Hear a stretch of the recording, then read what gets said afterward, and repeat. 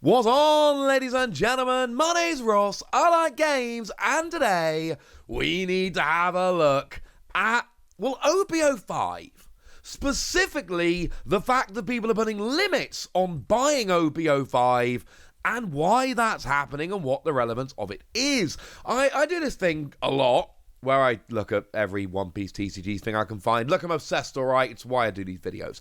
But the point is, in the space of like 2 minutes today, I found 2 different posts from people showing that purchases of OP-05 are being limited, and I think that is pretty gosh darned relevant.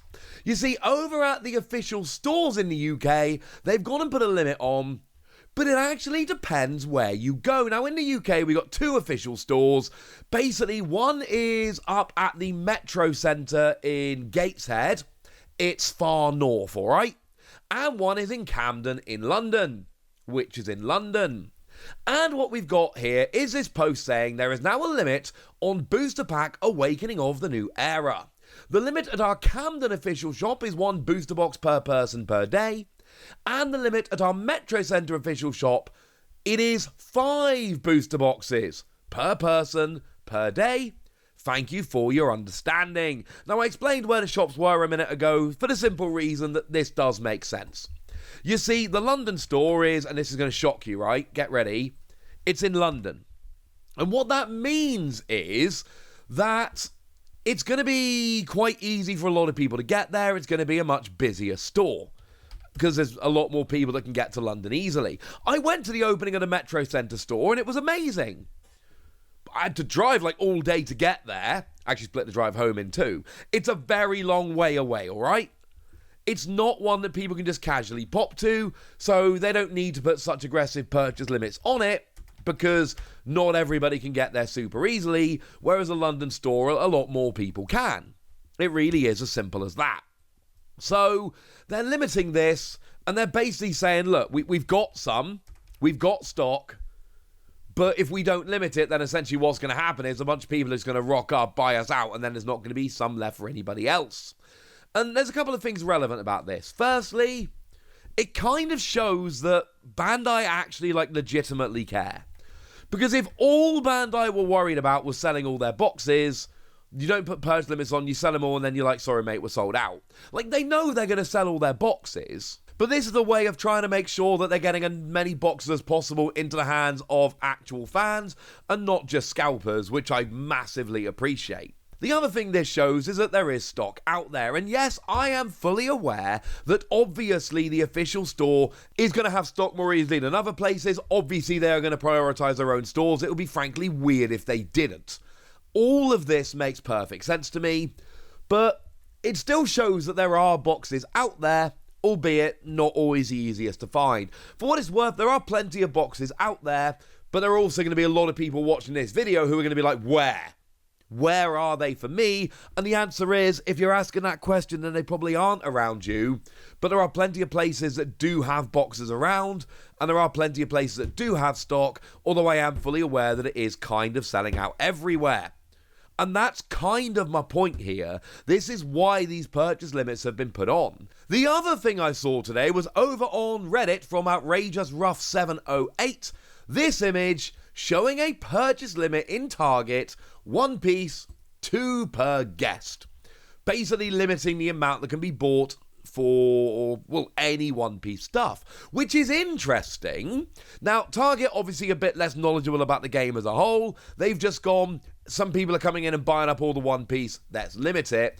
What I really appreciate about the official stores in the UK is that they are actually really paying attention to what's out there, what's selling quickly, and essentially taking appropriate action. So they've actually still got stock of OP-02, and they are basically adjusting the purchase limits on the fly. So on the 19th of December, they posted, there is currently a limit of 2 booster boxes per person per day for the Camden store, with the boxes sold unsealed to prevent resellers. Our Metro Centre official shop has sold out completely. Interestingly, they didn't mention a limit on OP-05, which I do find kind of interesting. Oh, and as a side note, no, they don't ship. Because if they did ship, we all know what would happen. It would be kind of pointless because people would just go and buy them out instantly. So the fact that you actually have to go there in person, I, for one, very much appreciate. But my point is that they are setting these limits and they're setting them appropriately for what they've actually got, which is kind of awesome. So, why is this happening, and why specifically to OP-05 at the moment? And the answer essentially is OP-05 is getting dumb. Now, TCG Player is not the be-all and end-all when it comes to this stuff, have to stress that. However, it does provide quite a stark glance. And what we've got here is a box that in the past honestly 2 months, has gone from $105 a box and ballooned up to, the market price there is $270, but the last two solds are $245, but most of the last solds are about $270, so let's call it $270. It is about $270 a box, which incidentally it shouldn't be, because according to the official website, the RRP of packs is $449, and obviously we don't have an RRP or an MSRP for the box as a whole, so it's $449 per pack, times by 24 packs in a box, which means you should be paying $107.76. That is how much you should be paying for a box of Awakening of the New Era. So this is significantly more than double. And the answer essentially is here, this is a super popular box, and it's selling out super duper quickly. And that's your answer. When they restock this, it sells out. And, you can buy 5 boxes at the Metro Center right now, which is lovely. I'm willing to bet that's not going to be the case forever. Now, over in the US, if we have a look on eBay here, you're paying, $280, $300 a box. Like, there's a couple here. One's $280, one's $308 with $7 shipping. Apparently, they've sold 155 of them, so it's apparently selling at that point. And it's a little bit awkward, because that's not quite, but not far off treble retail at this stage. Treble retail would be like 320-ish. Okay, fine. Treble retail would be exactly $323.28 if you want to be pedantic. And that's what's happening to boxes all over. And there are places like the One Piece official stores in the UK that absolutely do have stock, and it's just readily available. And then there are other places where they get stock in, but then it sells out again and leads to this going on. And certainly I've been following a bunch of stores in the UK and elsewhere, and I've seen plenty of stock kind of coming in and then, disappearing and, going around and round. In the UK, generally around about 175 is roughly what you're paying here if you're trying to buy it on the secondary market from eBay, etc., which admittedly is more reasonable, but it's still significantly above. And the answer for this basically is, it's got chase cards. It's as simple as that. OP-04, we didn't see this because OP-04 was fine. Like, I like OP-04. I've opened up 3 boxes of OP-04. I really like Kingdoms of Intrigue as a set. Honestly, I think it's a cool set, and there's a lot in there that I absolutely love. But in terms of hits, we've got the Sabo, which is a roughly $600 card. The special rare or super rare Bo Hancock, which is about $150. I pulled that card, which is awesome. And then there's a couple kind of $70, $80 cards, and it starts crashing quite quickly. Like, my favorite card in the set is the Old Tart Vivi Leader, but that's the 7th most expensive card at $55. It is not necessarily a set which is full of huge hits. You've got the Manga Sabo at a $600 card, and then the drop-off is quite stark, and it's only the Bo Hancock special rare that actually goes over $100. It's not a set which is great for trying to pull giant hits out of. But OP-05 really is. OP-05 is a gigantic set for pulling big hits out of, and there are 4 cards in the set which are absolutely huge. Like, obviously, the big one is Manga Luffy, and there was a real question when the set came out in Japan, was it going to be Manga Luffy or signed Luffy that was the big card, because we didn't know pull rates, we hadn't seen trends, etc. But it became pretty clear pretty quickly over in Japan that it was Manga Luffy, not signed Luffy, that was the big one. And then obviously by the time it came out over here, we already knew what was happening in Japan. We were prepared for Manga Luffy being the big card, and yeah, that's putting it very, very mildly. But in terms of, and the prices are kind of all over the place and changing pretty quickly.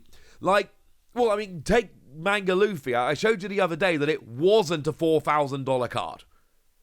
I told you that it was trending that way. I told you it wasn't a $4,000 card.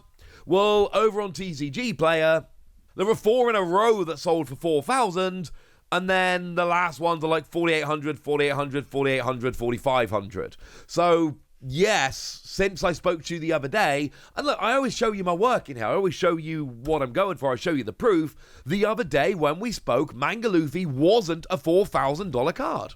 It wasn't. There was not enough information to tell us that.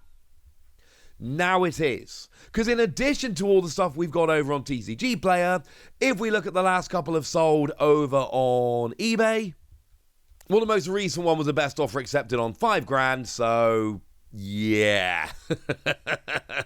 Obviously, they didn't quite pay that much, but the point is, whereas the other day I could look and go, well, it's clearly not a $4,000 card because look at eBay. Now when I go and look at eBay, I'm like, oh no. So look, you've got a chance to pull a $4,000 card. That is very different, not just to OP-04, but to basically any other TCG set I can remember. Like the chance of pulling a $4,000 card?